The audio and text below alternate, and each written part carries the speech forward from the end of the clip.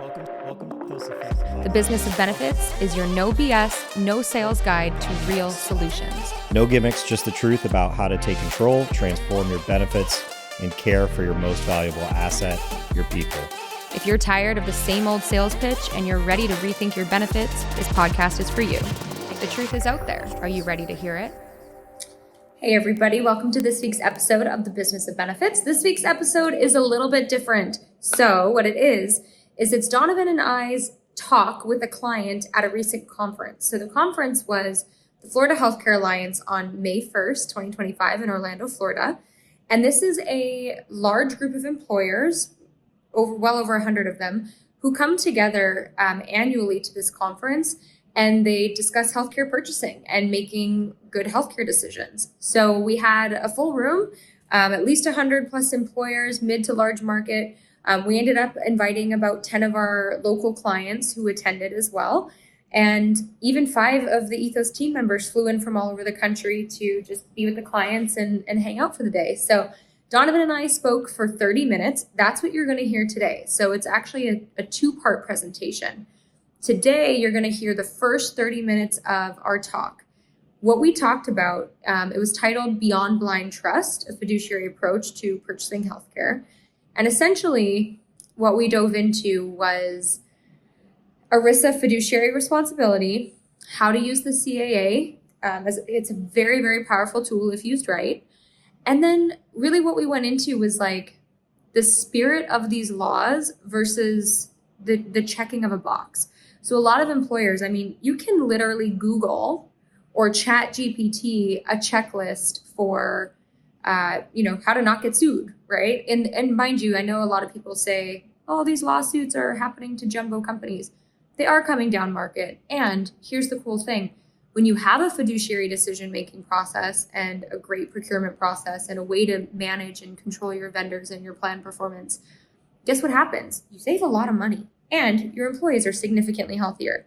So even if the lawsuits aren't going to hit you this year, next year, probably within the next 5 years, it's like, why would you not, right? So the first 30 minutes is about what we're seeing, like the letter of the law. So what does the law actually say for the CAA and for ERISA? What are we seeing in practice? So what are people actually doing? And I think this part will blow people's minds. And then what's the spirit of the law? Like, what are you actually supposed to be doing other than just checking a box and not using these laws to your full advantage? So that's what the first 30 minutes is about. That's what you're going to hear today.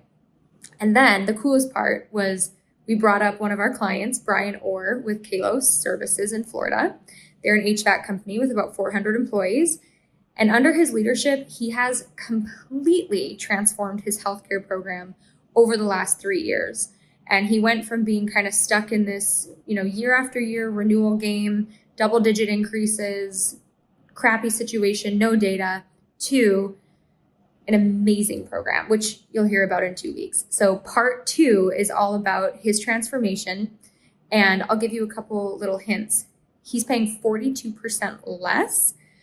Him and his employees are paying 42% less than the national benchmarks. And the employee cost share is 50% less than the national benchmarks. And that's before direct primary care, accessing a physician same day, same doctor all the time, right? Direct contracting for imaging, for cancer treatments, for outpatient surgeries, for all sorts of things. Literally free healthcare. It's incredible.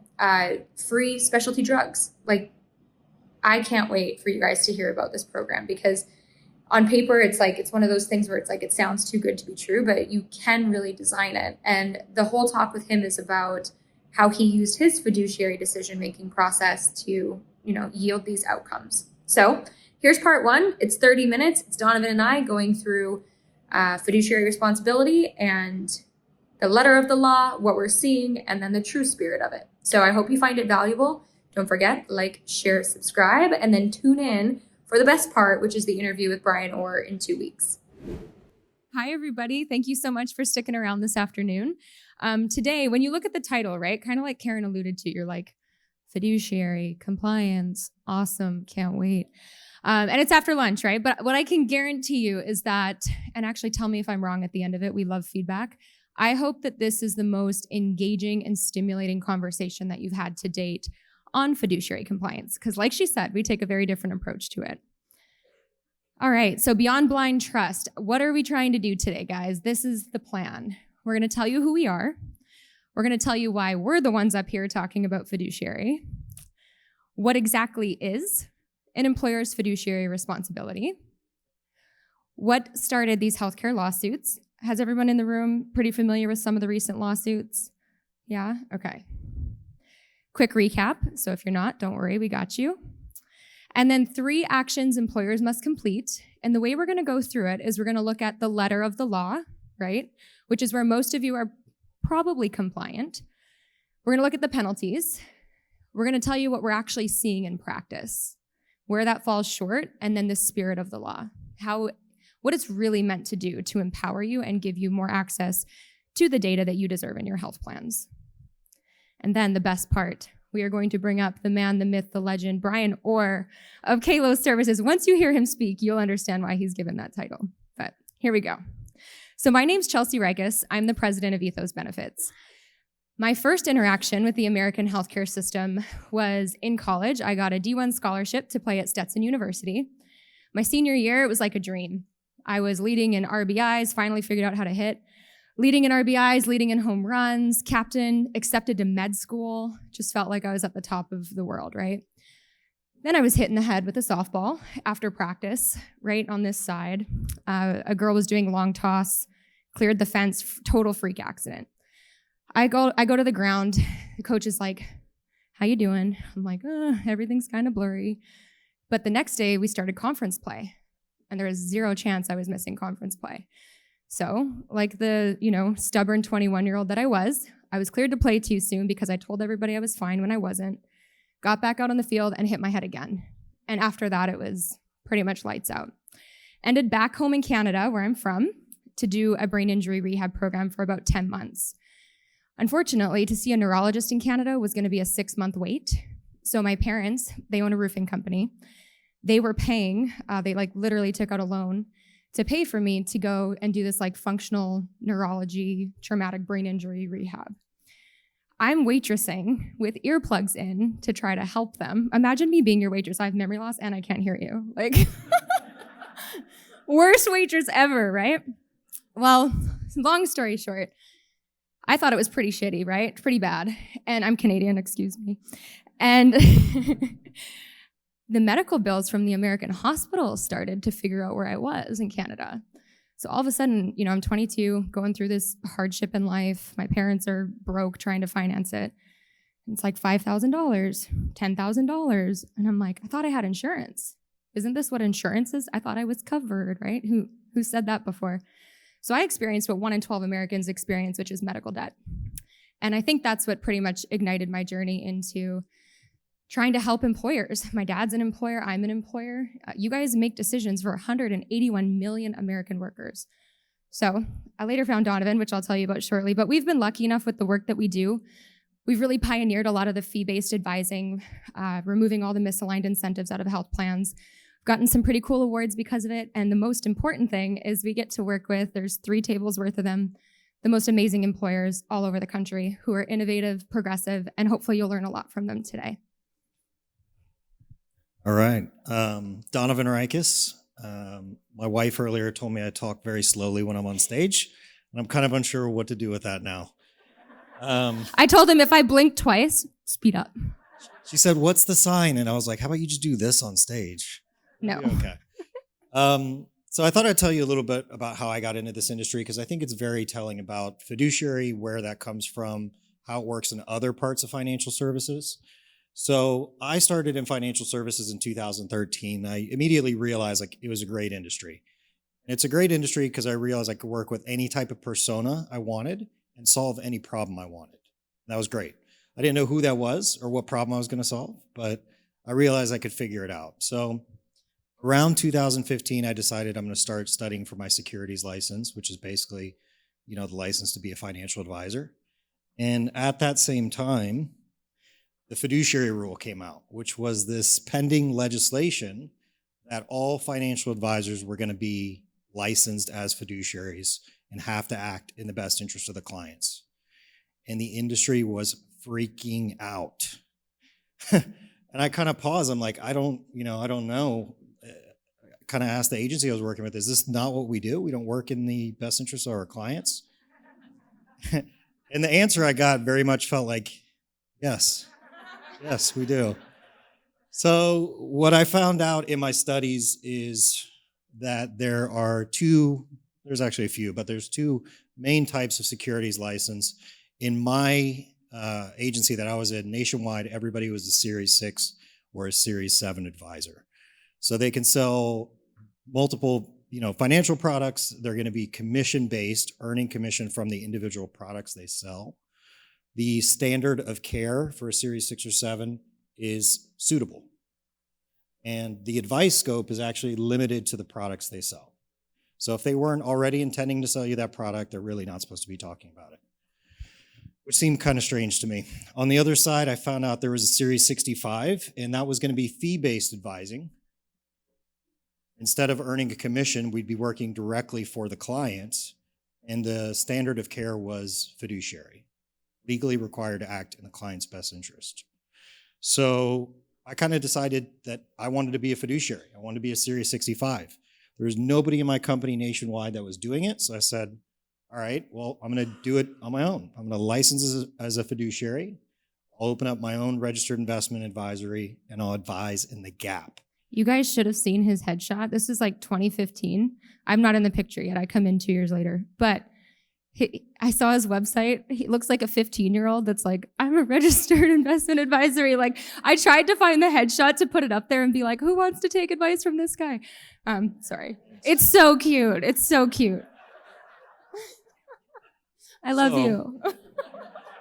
There I was. I had a cute registered investment advisory. And I wanted to work with business owners and advise in the gap. And the gap that I realized by kind of looking at the industry and looking at the incentives, right? Because if you look at the incentives in any business, you'll figure out the results, how you'll get there. So the gap was the kind of optimal outcome for the client and then the compensation. And in the middle is where I'd find basically all the returns for my clients. And it worked incredibly well because before I even opened accounts, I would find these things for the business owner clients, because when they were working with a Series 6 advisor, they're going straight to the financial product, get the commission, move on to the next one, right? So since I was fee-based and I was taking my time, we'd open up the right financial structures. We'd combine a defined benefit and a defined contribution plan. We'd realize they need revocable trust and irrevocable life insurance trust. We'd work on their estate planning. So before we even started, I'd created so much value that I was able to acquire clients really quickly, even though I was young and cute. And I also had no big financial institution backing. So while, these other advisors have been with Merrill Lynch for 20 years, I was still able to acquire those clients. And that was going great. And one day I had a client call and he was freaking out. I could hear how frantic he was over the phone. And he said, I'm going to get a 37% increase on my healthcare plan. And my broker said, this is it. This is the best thing. There's nothing else there for me. Can you do something? And I had never sold health insurance. That's something I hadn't done. But I said, yeah, sure. I'll take a look at it. Send me everything you have. And I said it that way because I had no idea what he would have. I had no idea what I would need. I didn't know what the problem entailed or how these things were quoted, what the options were, nothing. But when he sent it to me, what was shocking was that his 37% increase was on one page, about 2 paragraphs. That was it. You're going to pay 37% more. And I'm looking at it, and I'm looking at the census of all the people, and I'm like, I don't know much, but with all these employees, there had to be thousands of transactions. I'm imagining RX and primary and specialists and hospital and urgent cares and all that kind of stuff, and no data behind this at all. So I was a little confused. In securities, it's very much an opposite world. You have every disclosure, all the information you could possibly want to solve these problems. And after a couple weeks of meeting everybody I could in the industry, trying to solve the problem, learning from others, I was able to actually mitigate that increase. actually came in with a 40% reduction. So we came a couple points under where he was currently. And we matched the SBCs. We went from an HMO to a PPO and no increase in premiums to the employees. So what that actually meant was about $2,400 annually for every employee. And that was the first thing I looked at when I got the results. I was kind of calculating all that. And then I was thinking about my average 401k. What does that look like? Average 401k, I was saving a company anywhere from 25 to 50 basis points. So that's 1/4% or 0.5%. And if the average 401k balance is $126,000, that was only going to be $630 annually. So I'm kind of weighing those two, and I'm like, I'm helping these companies. I'm trying to help them avoid 401k litigation. I'm trying to save the employees money, and then it's going right out the front door on healthcare spend. I realized once again, like, I'm working with the right persona, but I'm not solving the right problem. And that's when we got into healthcare. So in insurance, there is no designation for fiduciary like securities. So what I kind of envisioned was having that same securities requirements on an insurance license. Why, if we're talking about a 401k, can we hire a fiduciary advisor, but not for health insurance? So I came into the picture, in 2017, and I had just met Donovan. I had a Colonial Life agency. He was doing what he was doing with health insurance, and he was the first fee-based advisor in Florida. And he's saying to me, he's like, well, if you were to come, work alongside me, like, this is the problem we're solving. This is the future of healthcare. This is the only way that consultants are going to work in the modern benefits world. So like almost 10 years ago, right? And he's like, and health plan lawsuits are coming. I'm like, okay, like I'm hitching my whatever to this, right? Like, let's go. So we were actually business partners first, by the way, before we only got married 2 years ago. I think that's a really interesting part of the story. But anyways, so I made it sound like I was like, I'm just going to ride along his coattails. I was part of the process, I swear. But nonetheless, so he's telling me these health, what are you going to say? Wow. I see the look. I was gonna say, like, she was waiting. She's like, when are these healthcare lawsuits coming about? You told me this was gonna happen. Where are they? Right? Yeah, I'm like, does he really have the foresight that I was hoping he did? And turns out he did. So the first health plan lawsuit started coming out last year, 2024, with Lewandowski versus Johnson & Johnson. That was kind of the first big one. The most recent one is down there in the middle, the JP Morgan Chase, the most recent employer. Basically participant against plan sponsor. What's really interesting about this one, right? So these health plan lawsuits are happening under the premise of violation of fiduciary duty under ERISA. All of them are about almost all of them are about PBM, right? The pharmacy benefit manager selection and the fraud, waste, and abuse that's happening in that portion of the health plan. The interesting thing about the JP Morgan Chase one, it has more standing than any of the other suits. And the reason for that is they were able to make a much more direct correlation between the decisions that the benefits committee, the board of directors, and basically the company made, and rising costs for current employees. The other lawsuits kind of lacked that correlation and that standing. Another very interesting thing about this one is their PBM is CVS Caremark, who happens to be one of their largest banking clients. Does that sound like a conflict of interest to anybody else, right? And then last interesting point about this one, this employer attends organizations and events like this one, a really large national healthcare purchasing coalition. That coalition specifically is a very outspoken advocate against fraudulent PBM practices. So literally cited in the lawsuit is this premise that you are going to these events. You are learning, like, you have insider information on this industry. Why are you not using it? Almost like a hypocrisy kind of issue. So it's not enough to just go to the events. You really want to start looking at what can I do to actually implement innovation. I don't know which one's worse, that one or Johnson & Johnson, a drug company getting ripped off on drugs. I don't know. True. So the ones in light blue there, this is just sort of like an FYI. I'll focus on the one on the bottom right for everybody. So that's actually a compliance employee at a brokerage, the brokerage listed there. And he was basically saying, hey, with the CAA, we're not disclosing our compensation correctly. And the brokerage said, don't say anything. He said something. So this is a whistleblower case. And it turns out that there were about $27 million in rebates in 1 year that should have been passed on to employers that the brokerage actually took. So you're seeing that fraud, waste, and abuse and sort of those misaligned incentives that Donovan's talking about. It's not just with your PBM. It's usually going to be in every part of the healthcare supply chain, which is why it's so important to understand those contracts, Sean, and to work with advisors that, they're being paid in a way where they're only winning when you win. That's the most important takeaway. So under ERISA, what is a fiduciary duty? These are the core fiduciary duties. Number one is loyalty. And that's the one we kind of all know, right? Act solely in the best interest of plan participants and beneficiaries. The second one is prudence. So that's acting with care, skill, and diligence.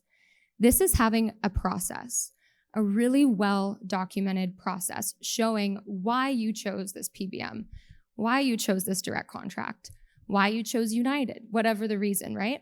That's the due diligence documentation process. Mostly with retirement plans, you see a duty to diversify, but then absolutely in healthcare, a duty to follow the plan documents. So why now?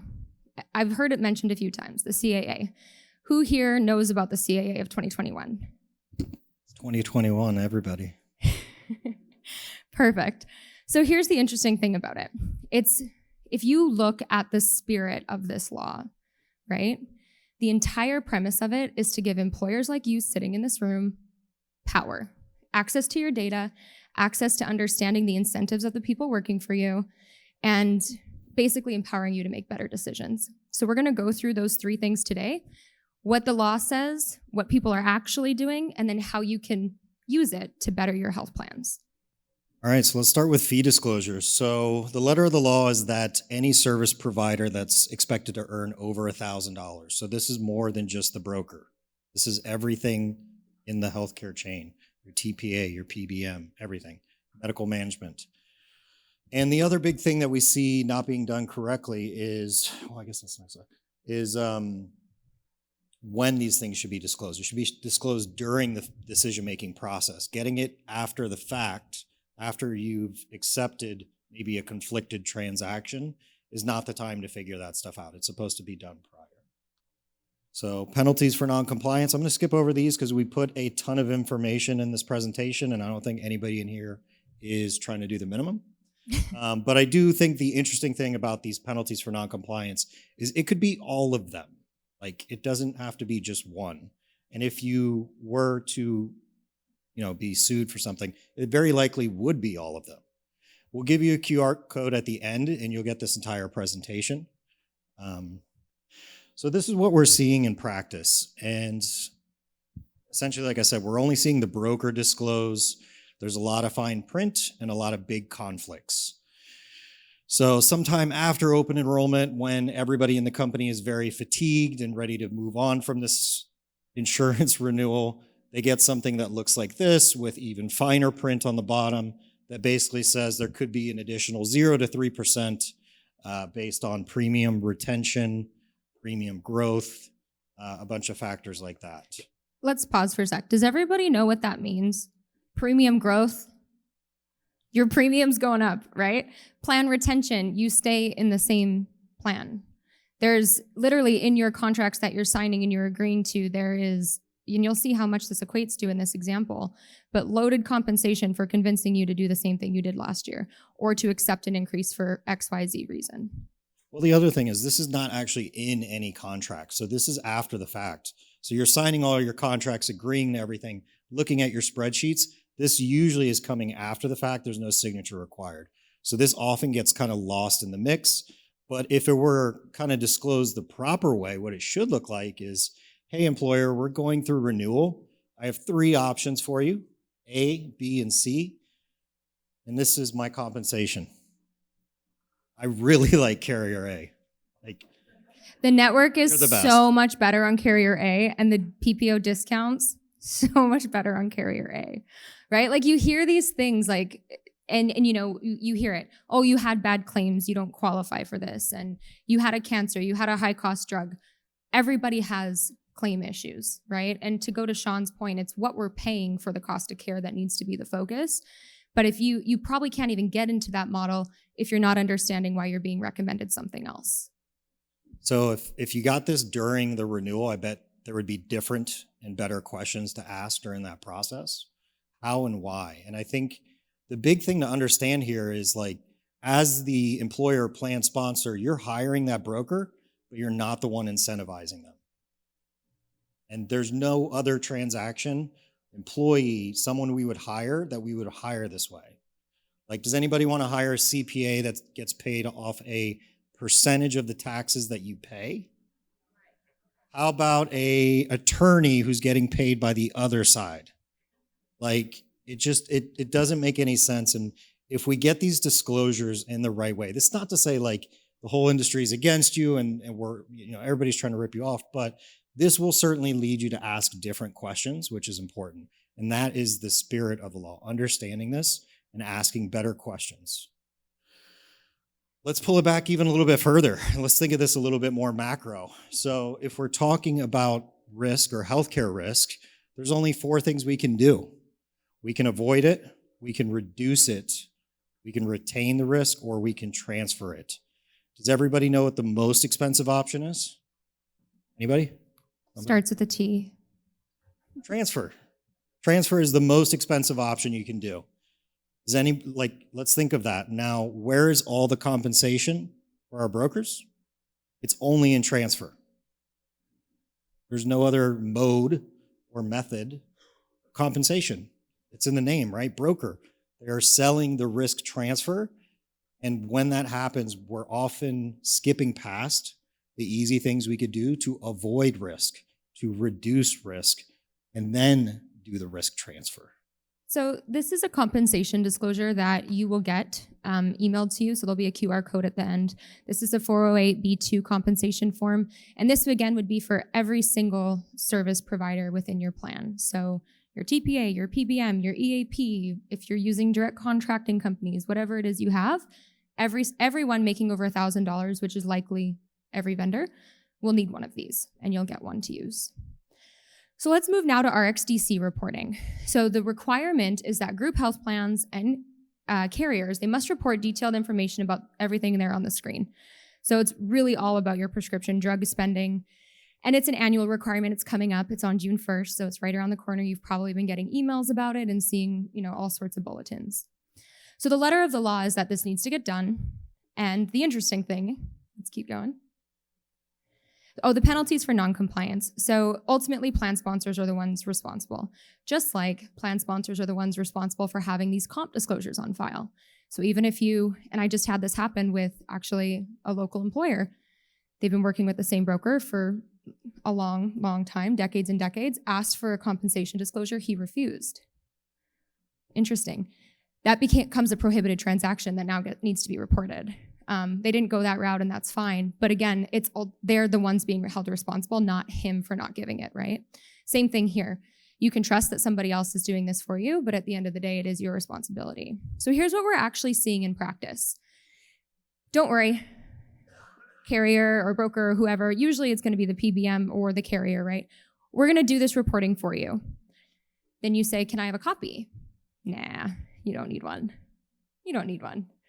This is what we're actually seeing in practice. And remember, what is the spirit of this law? The spirit of this law is to allow you to know what is your plan paying for drugs? How much is being rebated? Do you know how many times we've negotiated down renewals when we have to work with carriers? Because we just figure out which drugs are being rebated, we figure out how much, and we throw that into the equation, and then they're like, oh yeah, sorry, we forgot about those. You can find out exactly what those are with your RxDC reporting and use that as negotiating power. And then again, who's keeping the rebates? Is it the PBM? Is it the plan sponsor? I hope it's not your broker, right? And these insights are very powerful because you want to be auditing your PBMs. You want to be negotiating better prices, and you want to be, following your fiduciary obligations. So if you're not getting it, which is likely everybody in the room, get the raw data and have a third party do the reporting. At the minimum, if that's, and I know that some of these compliance items can be expensive, especially if you're also doing like mental health parity.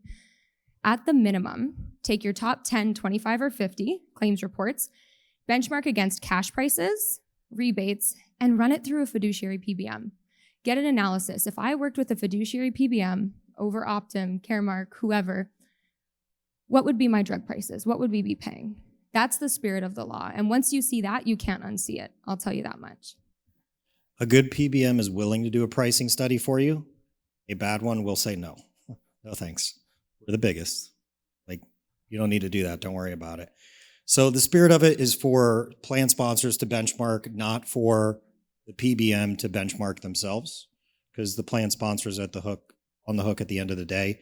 Even if you were to just take your top 10, let's say you're in a plan that really restricts your claims data. If you were to just take your top 10 and check cash prices, what rebates exist, have a different PBM run it, you'd capture a good 70% of your RX claim dollars, just looking at the top 10.